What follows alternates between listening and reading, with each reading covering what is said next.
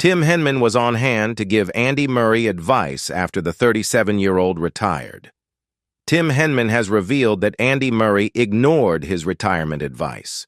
The three-time major champion ended his career at last year's Paris Olympics and accepted a job as Novak Djokovic's coach a few months later.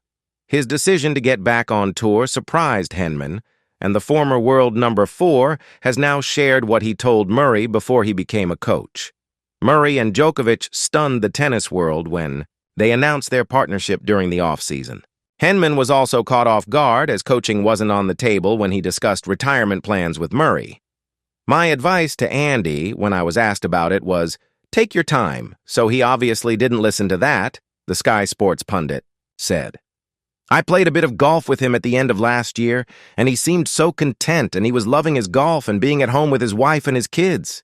And so I didn't see it coming, and I don't necessarily think he saw it coming either. It was a bit of a call out of the blue. The newly retired Brit initially agreed to work with Djokovic during his pre-season and the Australian Open. The pair must now decide whether to continue working together or cut ties.